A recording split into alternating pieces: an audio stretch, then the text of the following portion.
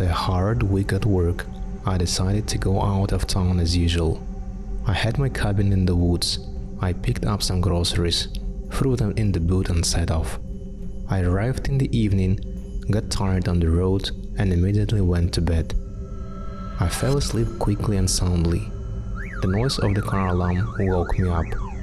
Well, I thought maybe some animal ran by. I looked out of the window, made sure there were no thieves and switched off this terrible noise. I laid down again and fell asleep as the alarm system started working again. Without getting up, I pressed a button and everything went quiet. But after 5 minutes, the alarm started screaming again. Alright, once. Okay, 2 times. But more than that, you start thinking evil thoughts. A little scared, I got up, switched off again. But I didn't lie down and started watching through the curtain to see who had decided to play like that in the middle of the night. I was watching, and then I saw, behind the lantern light in the bushes, someone's shadow started to appear, and the shadow was coming towards the car, showing its shape. Something skinny, in a black cloak with a hood, about 2 meters tall, with long, thin arms, came leisurely to the car, tapped the wheel and went back into the bushes. At that moment, I realized it was time to start being afraid. Shaking with fear, I switched off the alarm and continued watching. Something came out of the bushes, came to the gate, threw its arm over it, and removed the partition, holding the gate doors closed. The thing was heading for the front door. I was gripped with fear. Who is it? What does it want from me? Why won't it leave? I couldn't move. Goosebumps ran from my head to my heels and back again, sending enormous shivers. My mouth was dry, and my thoughts began to panic and paint scary pictures. Gritting my teeth and clenching my hands into fists, I came to my senses and ran as fast as I could up the stairs to the ground floor. And just as my hand reached for the light switch to find something to protect myself from my guest, I froze. I froze because it was staring out of the window. With its hands against the glass, it looked to see if anyone was home. That's when I realized this whole car thing was to lure the victim outside. But why? I didn't want to know, and I don't want to know. But the fact is the fact. It's here and it's looking for me. His breath was fogging up the window, and I was glad I did because I couldn't take my eyes off his face. Skin the color of ash, covered in wrinkles, deep, small black eyes that looked like beads. Instead of a nose, there were 2 holes. His breathing was so heavy and hoarse that it made my lungs collapse. There were no lips, only 2 rows of sharp yellow teeth. I couldn't be seen, for I was in the back of the house, but it wasn't going to leave. After standing at the window, it went to the door, a knock, and then another. In the gap under the door, I saw it trying to stick its fingers under the door. The knob started frantically jerking up and down, and the sounds. It wasn't like a human voice, it was an animal growl. You know, when you start taking a bone away from a dog, it growls in anger. Something like that sound, only angry and more detailed, was coming from this creature. I knew that if it heard me, it wouldn't leave me alone and would find a way into the house. So I just lay on the stairs and waited for it to end. Tears ran down my face involuntarily, no matter how hard I held them back. My temples started tapping, so much that it felt like my soul was shaking. I passed out. When I woke up, I looked at the door. The door was still there. I had never been so happy. I stood up from the steps and looked out of the window. It was already daytime, and the sun was relatively high. Without thinking long, I went upstairs, took my keys, and without packing I went to the car. As I walked out of the door, I saw his footprints. Proof that I wasn't crazy. The broken handle, the scratches on the door, and the boards from the gate, which were lying in the middle of the road, also spoke about it. Jumping into the car, I drove away from the village. On the way, switching on the radio, I heard that the bodies of 2 girls had been found in the neighborhood of this village in the morning. Corpses had been mutilated and dumped into the swamp. It had found what it was looking for after all.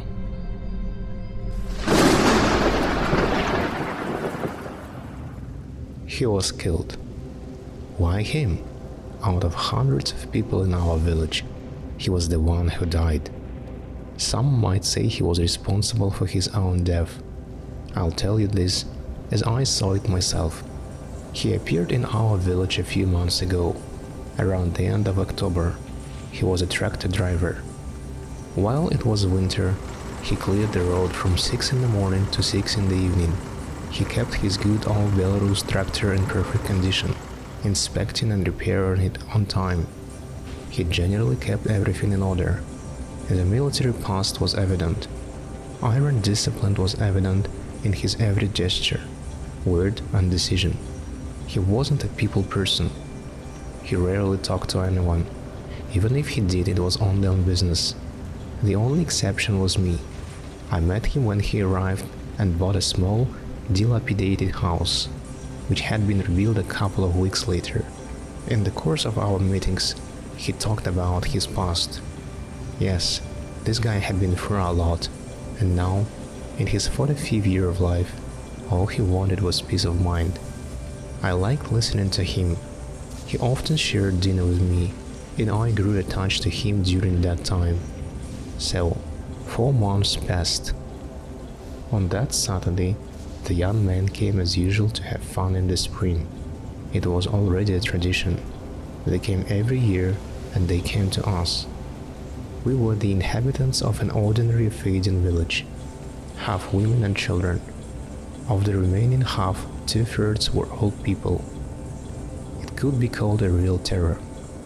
It was physically impossible to give them a decent response or appeal to administrative resources. The district officer to whom our plot was attached had long ago resigned, and no one was going to appoint a new one. They came and started to abuse everyone they could get their hands on, inventing their own games, which were characterized by a kind of cruelty. And naturally it was violence. No matter how many girls there were in the city, no matter how beautiful they were considered by the lovers of Baltica 7, but in our village, there was natural beauty. Except that the beauty of almost everyone had already been violated by them. Now, they didn't rape them in the usual sense, but almost every woman in the village had scars left by them. This time there were 10 of them, and they came a little earlier than planned. Apparently, they were impatient after the winter. The grandmothers noticed them from afar and hurried back to their houses. Panic immediately rose in the village. Everyone ran to hide their daughters and sons, hoping they wouldn't be caught. They started the first thing they did, as usual, was to milk the animals. Apparently, they liked this warming up. Everything went on as usual. No one could fight back. I was sitting next to him when they arrived. When he heard the noise outside, he must have guessed who it was, as he had stories about them. Grabbing a knife, he stuck it behind his shins and walked out. He walked so fast that I could hardly keep up with him. By this time, they were already walking along the road from the animal stall, from where the sorrowful mooing of the surviving cows could be heard, to the village's buildings. He appeared before them unexpectedly, and they were astonished. They had terrorized the town for so many years, and now someone stood in their way. It was an insult and a challenge to them. The first one started approaching him at a run. I don't know if that counts as self-defense, but he did what he did. He bent over slightly and plunged the knife straight into his neck. I watched from a distance and saw the attacker fall, choking on his own blood. The others rushed at him, and I realized he didn't stand a chance here. I ran away, hid in the nearest shed and waited. They never went any further, apparently. The life they had taken was enough for them. When I came to the scene of the massacre, he was lying on the ground with 4 corpses around him, 1 against 10. He had given his life for the 4. Judging by the bloody footprints that stretched from where they had clashed to the opposite direction they had come from, at least 2 or 3 or more were seriously wounded. They left. Everyone realized that they would be back, but in a year. Now they had satiated themselves with the violence much faster and suffered losses. Yeah, it was stupid of him, but he did what he did. Few people could survive a fight with 10 brown bears. He was buried very quickly, for the graves had already been prepared for the victims that were to follow their visit. On this time, only 1 of 10 graves was useful.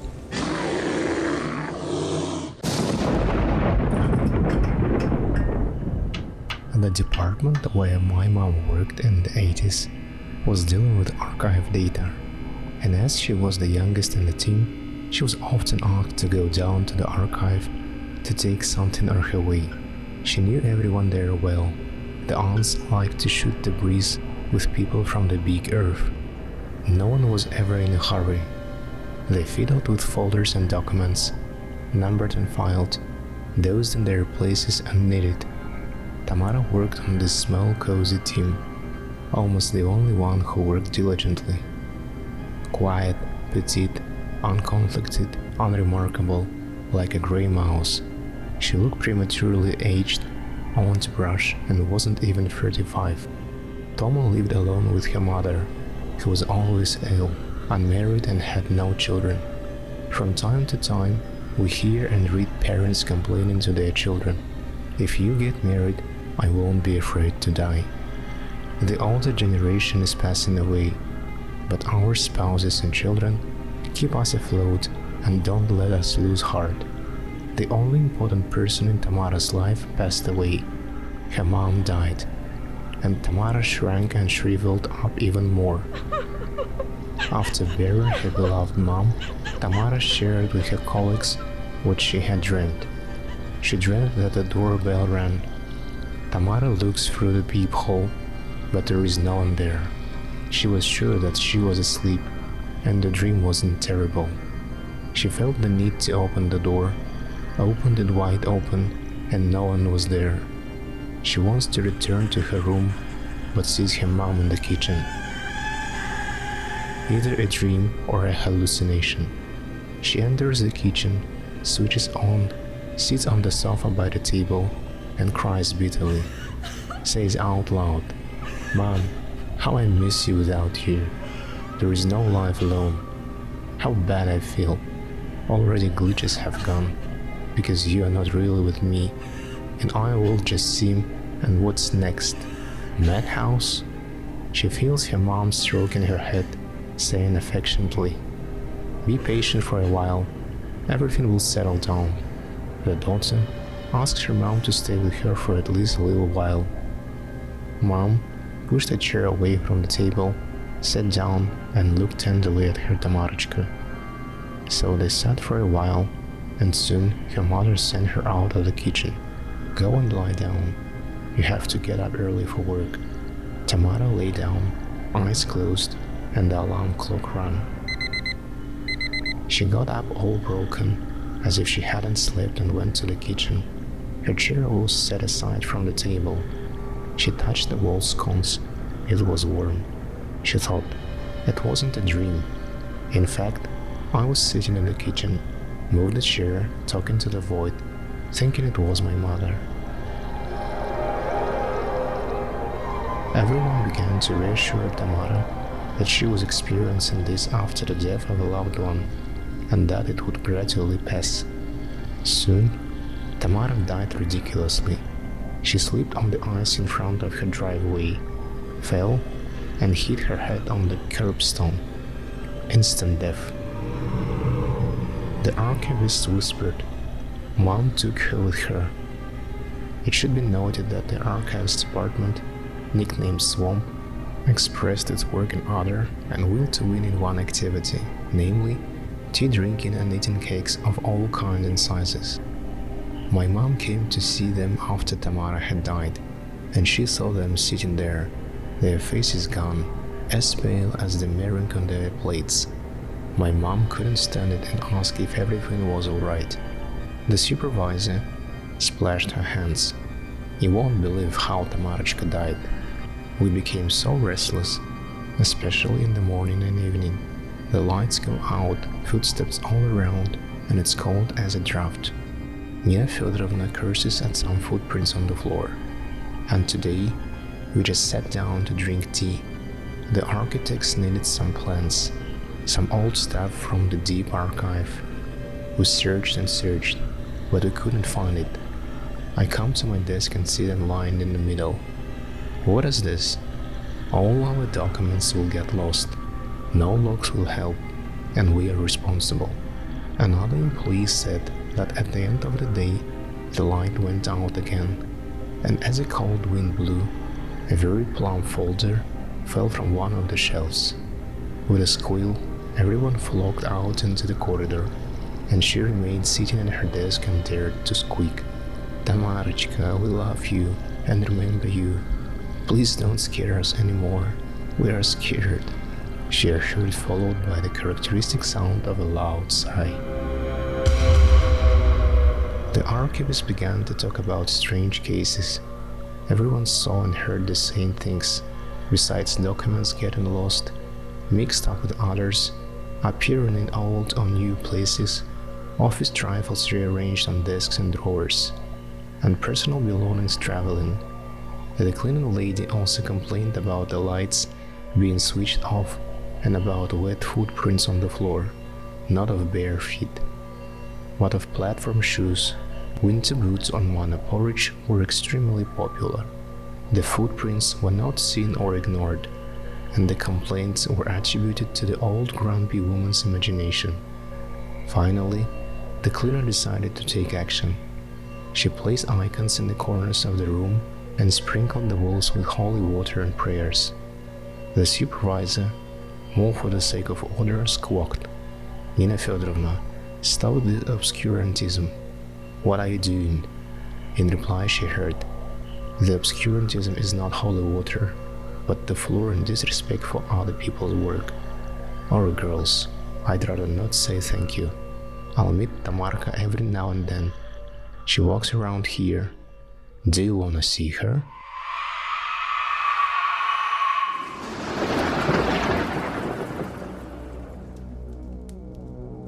I went to take a shower. I spent the night alone. I wasn't expecting guests. It was dark everywhere in the flat. I left the light on in my room. I left the door to my room open too. I never closed the door to my room except when I went to bed. After taking a shower, I wrapped myself in a towel, came out of the bathroom and saw that the door to the bedroom was closed, and the gap between the door and the floor was dark. Everywhere else in the flat was similarly unlit. I stared at the door, unable to understand what was wrong. I knew that I'd left the light on in the room and hadn't locked the room, never locked the bedroom or turned off the lights when I took a shower. No one was supposed to be home. I didn't hear anyone coming back without leaving the bathroom. I called out to my parents. No one answered. The flat was quiet. I felt uneasy. I should have gone into the room. But what should I do? With my heart pounding, I walked slowly to the door, pushed on the handle, and opened the door ajar. Fumbling for the light switch, I pressed and swung the door open sharply. There was no one in the room. Everything was the same as before. The bed was covered with bedding. I breathed heavily and sat on the edge of the bed, remembering that maybe I had just forgotten and turned out the light and closed the room myself. I'd never done that. I wasn't in the habit. Taking a breath, I looked around. My gaze fell on the angel figurine on the shelf. I hadn't noticed at first. I had already averted my eyes, but then I suddenly realized and looked at the statue again. The little angel which had always been standing upright, was now facing the bedroom door. I muttered, "I don't get it," and got up to go over and put the angel upright. But as I stood up, I came across a mouse figurine on the table and froze. The mouse was also turned face towards the door. I looked at the angel again, then again at the mouse, and then my eyes fell on the doll sitting near the books. She had been sitting upright, facing the bed, but now she was turned towards the door. I ran my eyes around the room, noticing repeatedly that the doggy, the other angel, or the stuffed hedgehog were turned towards the door. All the figurines in the room, all the dolls and stuffed toys, everything that had eyes was looking at the door. Even the photo frames had the faces of the people in the photo turned towards the bedroom door. I was afraid to go to bed, covering myself with a blanket. The light went out, which I had been careful not to switch off, and I got goosebumps on my back. The room was pitch black. I began to reassure myself that it was just a coincidence. Then something happened that I remembered for the rest of my life. I heard a child's laughter, the quiet laughter of a girl in the room, and towards me, I heard something that sounded like baby steps. I screamed. I jumped out of bed and ran in the dark towards the door, but it wasn't to be. I fumbled for a mirrored surface in the place of the door. So, it's an old trellis, but it should be opposite the door. I turned around and ran the other way. Now, I was more scared than I'd ever been in my life. I was shaking. The laughter intensified. I started hitting the wall in a fit of animal fear. I don't know how long it lasted, but there was a clink of glass. Light slashed my eyes. Somehow I managed to fall out into the corridor. Without looking back, I ran to the front door, but then the lock clicked and my aunt and uncle came in, almost knocking them down. I rushed towards them and fainted.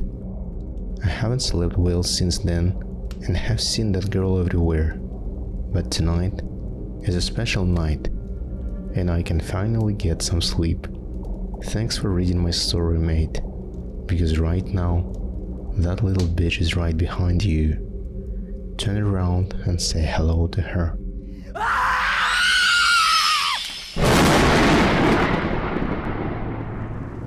It was a hot summer this year. I woke up before the first rooster crowed because I had much to do today. After breakfast, I went to the field. The stable was running out of hay, so I brought some. I'm a stableman, and I'm not used to it. Some men were sitting in the field and arguing about something. I ignored it and started to throw the hay into the cart.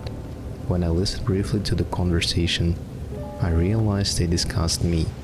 I wish I could intervene, but didn't want to spoil relations with everyone. Rolling the hay cart to the stables, I fed the horses. There was nothing to do for now, so I went up the hill. I had recently built a bench here to watch my horses graze and do my own thing. The pitchforks were dull, and I decided to sharpen them. The air was pleasant and still warm. There was a nice view of our village from the hill. Today, I had to clean the stables, go to the field and chop wood. There was still a lot to do, but I tried not to think about it, at least not right now. It was still quiet, but I could hear the men singing in the field. Suddenly, I heard the gate of my house slam. The house is on the outskirts, and only my wicket is so loudly closing with a creak. I turned my head and saw my beautiful wife with a jug in her hands heading towards the field. She was indeed a beauty.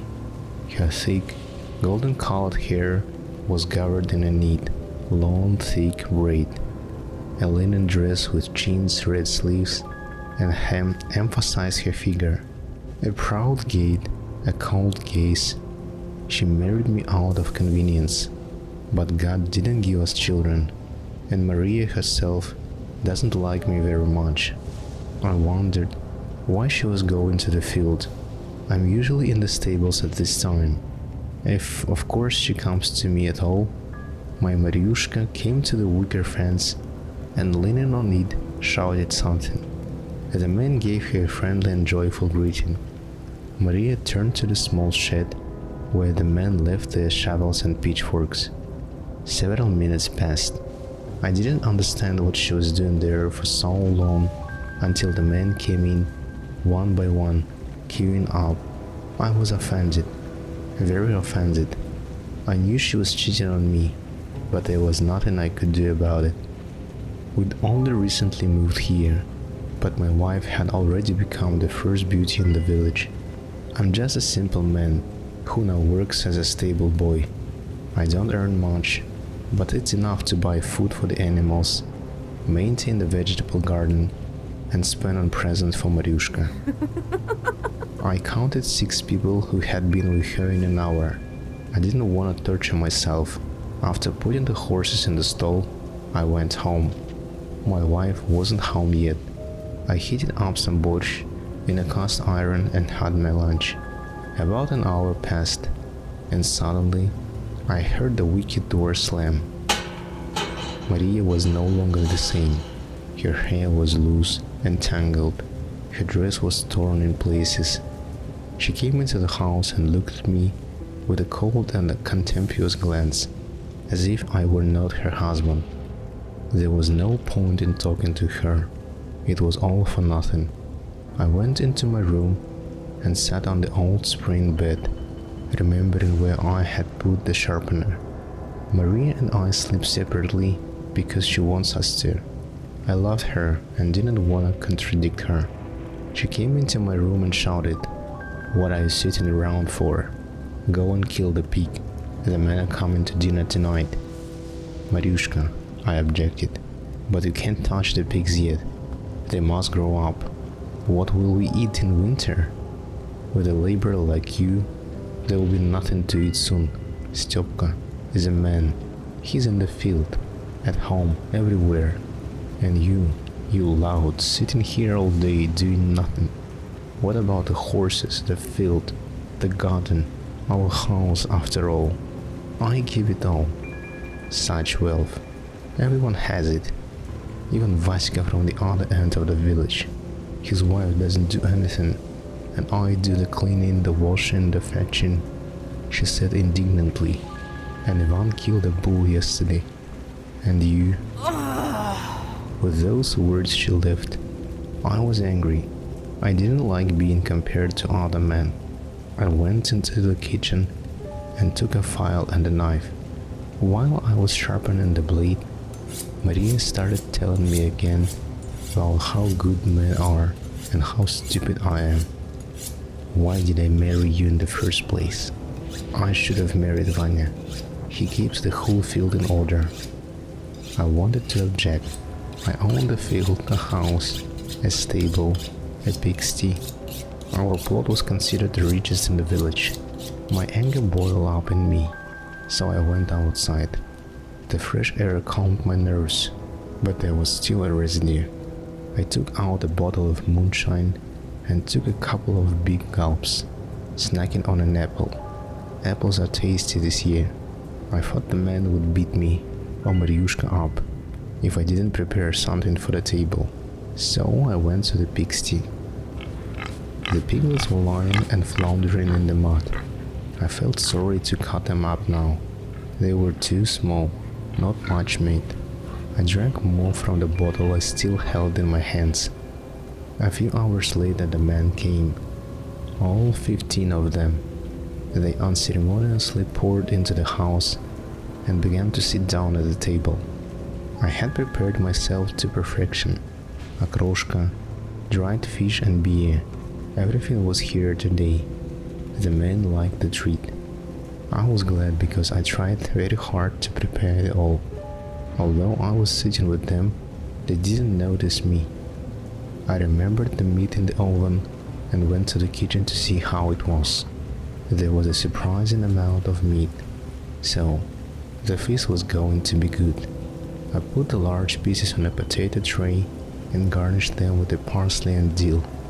I also had dried ginger, so I added it on top. The man ate the meat, praising it, drinking beer, laughing loudly and arguing. They were pretty drunk, and I was still realizing what was going on. After a few minutes, one of them fell off the bench, and everyone laughed, saying he was drunk. He had had enough. "Mitrich, where is Mariushka?" someone shouted. I poured a mug of beer and got up from the table. "Friends," I shouted across the room, "I know that you and my grandmother have been seeing each other." Suddenly, everyone started arguing with me, trying to convince me I was wrong. There was an uproar, and I tried to shout them down. "It's not your fault but mine," I interrupted them. "But tell me, is she perfect?" After these words there was silence. I drained the glass of beer and sat down in my seat. One jumped up and ran outside, and another threw up on his plate. I was having fun, for I had seasoned the meat with ginger and herbs and rat poison, and I didn't spare it at all. The one that had fallen a few minutes ago was probably dead by now. I got up from the table and went into the kitchen. There was blood all over the place. I collected the rest of the meat in a bucket and took it to the piglets, because they needed to get fat for the winter. There were only 2 people left on the bench at the table. One was lying face down on a plate, and the other leaned on it with his head thrown back. Those 2 were done. There were 12 more to go. 5 were lying in a heap right on the porch.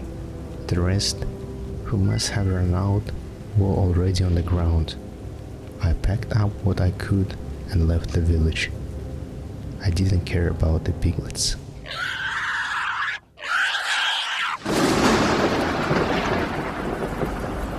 Stanislav was a pretty good-looking guy. He had great friends and never had any problems with girls. He moved to the 11th grade and seriously started to study. His father wanted to send him to study in England, provided he passed all the exams. Stas sat down at the textbooks from the very first day of school, and his father hired him tutors. In 11B, a few people in the class were new, and Stas hadn't yet had time to get acquainted with them. One day, Masha sat down to him. She was new and immediately laid her eyes on him. She repulsed everyone because of her terrible looks. She had crooked teeth, smelled of something disgusting, had unkempt hair, and dressed ridiculously. She was nicknamed Scarecrow because of her hideous appearance. The boy tried out to communicate with her, but she annoyingly pulled him away from solving problems and test essays, trying to make conversation. Stas explained to her nicely to get her off his back, and for a while it helped. At the end of the first quarter, Stas became the best student in the class, and on the eve of the first holidays, the school held an autumn ball. All the guys came in suits and the girls in dresses, but not Masha. She wore jeans and a gray jumper, as she had been attending school for the last 2 months. Stas decided to invite his friend Marina to dance, but once he stepped towards her, Masha appeared and forcibly, grabbing his hand, took him to the platform to dance a slow dance. All classmates and other guys from parallel classes looked at them and whispered. Stas noticed it. He knew there would be various rumors after the dance, which pressed him morally. Having waited for the end of the dance, he quickly went out of the assembly hall to smoke in the toilet. Inhaling tobacco smoke, he was able to calm down. Then, his best friend Grisha came in, took out a cigarette and lit it. "She's standing outside the door," he said. "I'm not surprised, dude. You need to do something about it." There's already gossip about you. Stas took a drag, closed his eyes and said, "That dance was awful. She smelled like a rubbish dump." Grisha laughed but still advised his friend to solve his problem before she finally spoiled his reputation and, having finished smoking, left him alone. Stas decided to get rid of Masha once and for all through a serious conversation. When he exited the toilet, she was waiting for him with a wide smile. The young man offered to walk her home, and she delightedly agreed. Masha lived in the neighboring street, and while they were walking, Stas tried to find words, but nothing came to mind. "Do you want me to show you my favorite place?" he asked. "Yes," the girl answered hurriedly, and they went into the neighboring entrance of one of the houses. When they reached the attic, they climbed onto the roof and walked on it. They looked at the city, which was covered with the lights of the flat windows. It was late evening, and the lights were on in all the houses. Stas finally started talking. "Mash, this school year is essential. My future depends on it. I want to finish my studies in peace and pass exams, and I don't want you to bother me with your attention. Also, I want you to sit apart from me, or if you want, I'll move myself, but leave me alone." He looked at her, expecting to get response, but she was staring at him intently, almost unblinking. "Did you hear what I said?" "No." Stas closed his eyes and sighed heavily with hopelessness. Masha put her arms around him and said, "We'll always be together, and you won't have any other, ever. You are not going to England. I'll do everything possible to stop that. You and I are forever." Forever was the word that made the guy imagine his horrible future with her. She kept talking about their happy life together, but Stas couldn't take it anymore. He grabbed her by the shoulders and started shaking her. "Shut up. There will be no us. I'll be on my own, and you'll die alone. No, we'll be together." After he said that, he pushed her away from him, and Masha stumbled over the brick threshold and lost her balance. Stas ran to the edge and looked down. The girl's body was barely visible through the darkness. He quickly climbed down and ran up to the body. She was lying dead. Her head was busted open, and a pool of blood was already darkening beneath her. The boy crouched down beside her on the ground. There was no one around to help. Looking at his blood-stained hands, he realized that he had utterly withdrawn his life. The boy rushed out of the park. At home, while his parents were away, he washed off the blood and waited for the doorbell from law enforcement, but there was none. The following day, he went to the internet to find information about the girl's death, but there was nothing there either. After sitting at home for the holidays, he went to school early with a rock on his soul. When he entered the classroom, he was speechless. Behind his desk sat Masha, as if nothing had happened, and her head was fine. They were alone in the school. Your head was broken." Stas couldn't believe that someone would survive falling from the height of a 12-story building. "I was given a chance." Her eyes were still looking lovingly at Stas. "I'm sorry. I almost got you killed." "No, you don't have to apologize now. Let's do it on the roof." Stas was a little surprised, but he had no right to refuse. When they reached the end of class, they came to the roof, to the very place where everything had happened a week ago. "Now you can ask." Masha stood with her back at Stas, looking at the city. I'm sorry for what happened. I don't want you prying into my life. Say it in my eyes." Stas stood before her and repeated everything word for word. "Is that it?" she asked. "Yes." The girl pushed him hard, and Stas, with a scream, a stone flew down. Masha came, stood on the roof's edge, and looked at the guy's body. He didn't move. Then she looked up at the sky and said quietly, "Thank you for giving me a chance to take him with me." With those words, she stepped forward.